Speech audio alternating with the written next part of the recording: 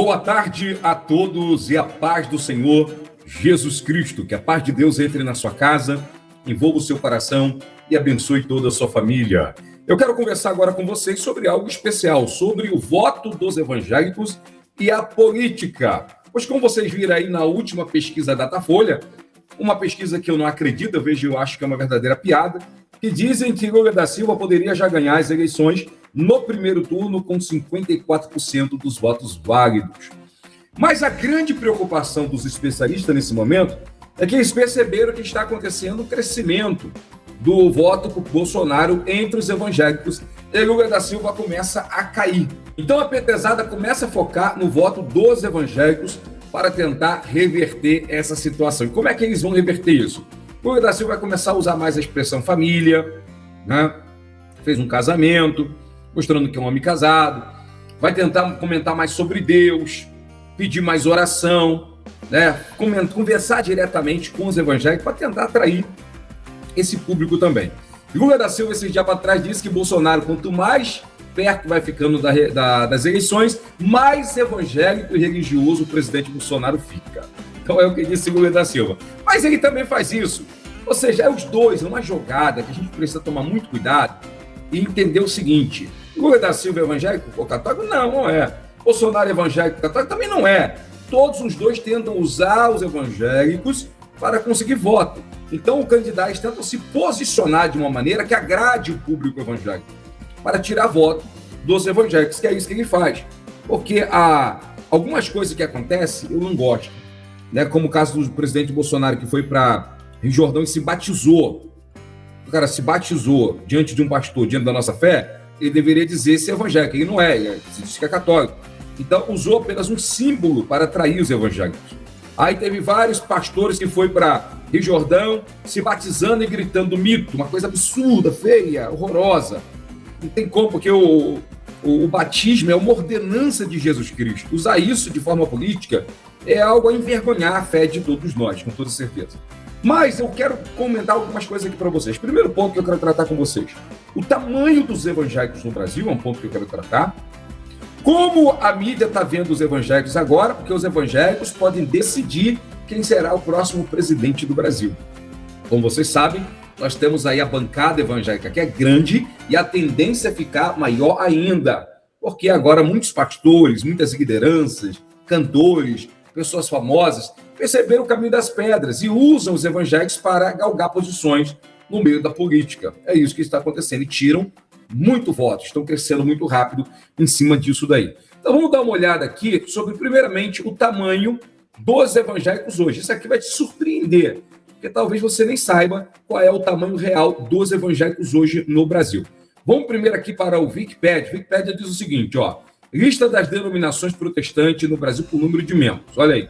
Esta é uma lista que a gente botando aqui, ó. Os números apresentados baseiam em reivindicações pela própria denominação do censo realizado pelo Instituto Brasileiro de Geografia, né, o IBGE, de 2000 e 2010, por pesquisa da Fundação Getúlio Vargas, pelo Instituto Datafolha e outras fontes. Olha bem, segundo o censo realizado pelo Instituto Brasileiro de Geografia e Estatística, IBGE, em 2010 havia cerca de 42.300.000 evangélicos no país, o que representava 22,2% da população brasileira.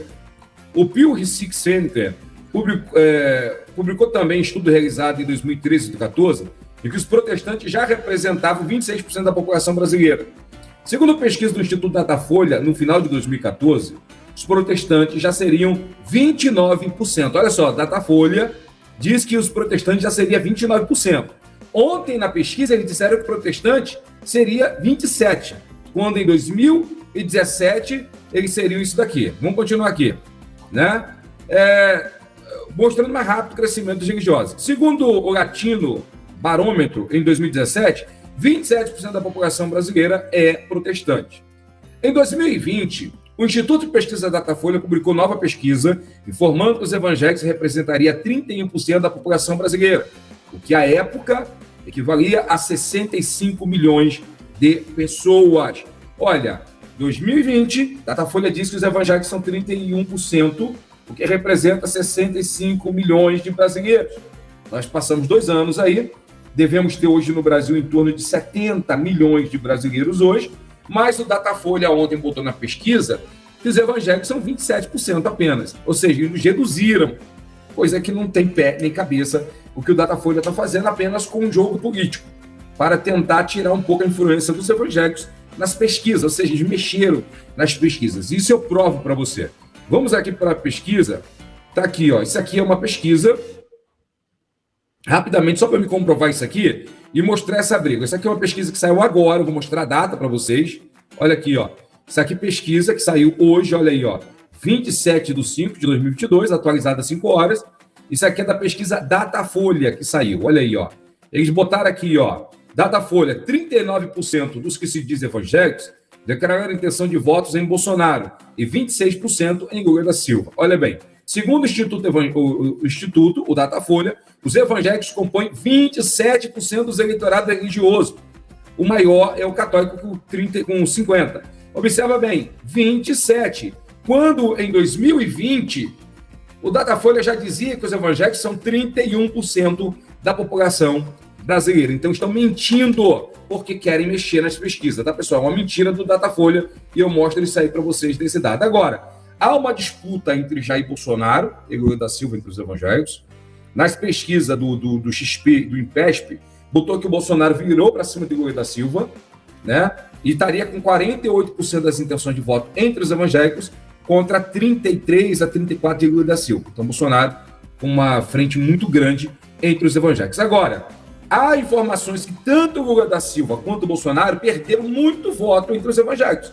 Por quê? Mesmo que nós consideremos a XP INPESP que o Bolsonaro tenha 48% dos votos evangélicos, em 2018 o Bolsonaro recebeu mais de 70% do voto dos evangélicos. Então, Bolsonaro perdeu uma gama muito grande do voto dos evangélicos, tá, pessoal? E agora, verdade seja dita, há uma briga muito grande em cima do voto dos evangélicos, e nós temos que entender o seguinte: evangélico é ser humano, evangélico não é ser celestial, não. Evangélico come, fica desempregado, precisa comprar carne também, os preços estão absurdos, né? Precisa fazer tudo que geralmente qualquer pessoa comum faz. Então, os evangélicos precisam também que o Bolsonaro, que os governos, abram os olhos e trate os evangélicos com mais cuidado. Aqui no jornal vamos aqui rapidamente no Gazeta do Povo, vamos aqui rapidamente para o Gazeta do Povo. O Gazeta do Povo diz que o Bolsonaro intensificou as ações entre os evangélicos. Aqui, ó. O que Bolsonaro quer ao intensificar a presença em motocicletas, eventos evangélicos e do agro. O Bolsonaro foca no agro e foca nos evangélicos. No agro, Bolsonaro quer afirmar o seu crescimento e manter seus votos na região leste do Brasil, né? É o que o Bolsonaro quer manter, mas entre os evangélicos, o Bolsonaro quer manter esses votos e ainda crescer. Então, o Bolsonaro percebe que há caminho para crescer ainda entre os evangélicos, principalmente quando a campanha começar. Então, o que acontece? Há informações que mostram o Lula da Silva caindo entre os evangélicos, e que o Bolsonaro sim está conseguindo crescer entre o voto dos evangélicos. Há vários jornais, como a BBC, né, a BBC de Londres, no Brasil, está fazendo várias pesquisas entre os evangélicos e perguntando por que você vai votar no Bolsonaro e não em Lula da Silva. E aí, muitas lideranças, pastores comentando, olha, votar no PT significa votar na esquerda. A esquerda tem uma ideologia que vai contra a nossa fé, que leva o jovem para longe de Deus e do que nós acreditamos. Tá? Já o presidente Jair Bolsonaro se posiciona de uma maneira a defender a família, né? Então, o que acontece? O Bolsonaro ele se posiciona, mesmo que seja de forma eleitoral, ele está conseguindo capitanear o voto dos evangélicos nesse momento. Agora, que o Bolsonaro que tome cuidado, porque, como estou dizendo, evangélicos não são seres celestiais. Os evangélicos comem, os evangélicos bebem, os evangélicos ficam desempregados, os evangélicos morrem, precisam de remédio, tem família que sofre. Então não adianta achar que apenas por ideologia vai manter os evangélicos. É necessário focar na economia, porque os evangélicos vão tomar decisões também racional, pensando no melhor para sua família, não tem para onde correr. Então tem que tomar muito cuidado nessa hora. E a tendência que nós temos visto é o Bolsonaro caindo entre os evangélicos, mas ele está melhor do que Lula da Silva. Essa é a verdade, tá? Agora, vamos aqui para a Escritura Sagrada. Como a Escritura Sagrada interpreta e vê essa questão? Tem um episódio em que Jesus Cristo ele é confrontado pelos escribas e fariseus. Em Mateus capítulo de número 22, a partir do versículo 15, os fariseus vão até Jesus e jogam uma pergunta capciosa para pegar Jesus numa armadilha. E eles chegam para Jesus no verso 17 e diz: diz-nos, pois, que te parece? É lícito pagar tributo a César ou não? Se Jesus dissesse que era lícito pagar, eles diriam que Jesus estava contra o povo, que com toda certeza sofria com os tributos, e era um povo que estava sendo oprimido pela nação romana. Se Jesus dissesse que não era, que não devia pagar, então eles pediriam para prender Jesus, que está pregando contra o governo de César. Então Jesus Cristo faz algo aqui diferente, Verso de número 18. Jesus, porém, conhecendo sua malícia, disse: por que me experimentais, hipócritas? Mostrai-me a moeda do tributo. E eles apresentaram um dinheiro. E disse-lhe: de quem é esta esfinge e esta inscrição?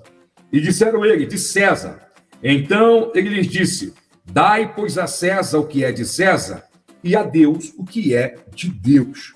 E essa resposta de Jesus ela é usada para criar um princípio muito importante na cabeça tanto dos discípulos naquele momento, como na nossa mente nos dias atuais. Quando Jesus diz assim: dai a César o que é de César e a Deus o que é de Deus, Jesus está dizendo o seguinte: o cristão, o homem de Deus, a mulher de Deus, o servo de Deus, mesmo ele sendo um cidadão do céu, mesmo ele sendo servo de Deus e tendo obrigações com o céu, ele também tem obrigações com a terra. Você é cidadão do céu, mas você também é cidadão da terra. Assim como nós temos obrigações na terra de pagar impostos, de cumprir as leis, de ser obediente às autoridades, nós temos essa obrigação. Nós também temos direitos, nós também devemos votar, devemos escolher governantes, podemos ser votados também porque nós somos cidadão da terra. Nós temos dupla cidadania. Então, Jesus diz: então, dai a César o que é de César e a Deus o que é de Deus. Então, nós, como estamos aqui na terra e somos cidadão da terra, devemos fazer o melhor para que nossa cidadania seja exercida da melhor maneira possível. Que cuidemos do nosso estado, que cuidemos do nosso município, que cuidemos da saúde, que escolhemos bem os governantes, com toda certeza, segundo os princípios da palavra de Deus, mas segundo também os princípios da administração. Você não vai escolher um governante que é um péssimo governante só porque ele é servo de Deus, mas é um péssimo governante. Mas enquanto um péssimo governante estiver no poder dizendo que é servo de Deus, ele está queimando a imagem, até da igreja e do servo de Deus. Então, certo seria você votar também pela competência da pessoa. É o meu pensamento. Eu não vou votar numa pessoa só porque a pessoa é crente, mas eu sei que a pessoa tem histórico de corrupção, a pessoa tem atos errados na sua vida. A gente tem que ver, tem que saber julgar muito bem essa questão. Então, eu digo para vocês o seguinte: ser cidadão do céu é um princípio muito importante você olhar e, como cidadão do céu, também julgar em quem você vai votar. Você quer votar em candidatos que não vai contra os seus princípios de fé. Tem candidatos aí que apoiam o aborto, pontinho, que é absurdo diante da nossa fé, porque vai contra a vida, é um princípio contra a vida. Agora, temos que olhar também se a pessoa é um bom administrador, se a pessoa vai saber cuidar bem do Estado. Então, todos esses pontos são importantes também, não só porque ele é servo de Deus ou não. Então, devemos exercer, sim, a nossa cidadania. Agora, tem outro ponto aqui. Romanos, capítulo 13, versículo 1, disse Paulo: toda alma esteja sujeita às autoridades superiores, porque não há autoridade que não venha de Deus, e as autoridades que há foram ordenadas por Deus. Por isso, quem resiste à autoridade, resiste à ordenação de Deus. Os que resistem trarão sobre si mesmo a condenação. Quando Paulo comenta sobre a autoridade, ele está comentando sobre a posição de autoridade. Não é o nome de João ou de Pedro, é a autoridade. Quem estiver no cargo será autoridade e deverá ser respeitada como autoridade. Agora, devemos tomar muito cuidado em saber separar, alguns pontos. Eu não concordo que políticos subam em cima do púlpito, que no meio de um culto de adoração a Deus, o pastor, quem quer que seja, dê o microfone na mão de uma autoridade civil para ficar horas fazendo politicagem em cima do púlpito. Púlpito é lugar de pregar a palavra de Deus, é lugar de homens consagrados para nos levar até a presença do Eterno, para que nós possamos sentir a presença de Deus. Agora, quando tu vê no meio de um culto, um político que está ali só aparecendo para fazer presença, para tirar voto, é uma coisa, é total desvio de finalidade do culto, e Deus não gosta disso, o Espírito Santo se afasta. Vamos tomar muito cuidado para que os nossos púlpitos e as nossas igrejas não sejam usados de forma inadequada, tá bom, pessoal? Porque isso é um péssimo testemunho, tá bom? E lembre-se que está chegando aí o período eleitoral, e um monte já estão indo para as igrejas, né, pedindo voto, pedindo apoio, oferecendo mundos e fundos. Mas a igreja precisa tomar muito cuidado. Não venda seu voto, tá? E outra, pastor, presbítero, missionário, ninguém é dono do teu voto. Você precisa olhar, precisa orar a Deus e precisa decidir segundo a sua consciência o que é melhor para a sua família, o que é melhor para a sua cidade, para o seu estado, o que é melhor para o Brasil. Tá bom, pessoal? Muito obrigado, carinho da audiência de todos vocês. Deixe bastante curtida nesse vídeo e posta aí nos comentários o que você acha desse comentário que eu fiz aqui para todos vocês. Lembrando que os evangélicos agora são gigantes no Brasil. Mais de 31% da população do Brasil é evangélico, que corresponde a mais de 70 milhões de brasileiros. O que significa isso? Hoje os evangélicos podem levantar presidente e derrubar presidente. Essa é a grande verdade. Obrigado, carinho de todos. Deixe curtida e compartilhe esse vídeo com todos os seus amigos.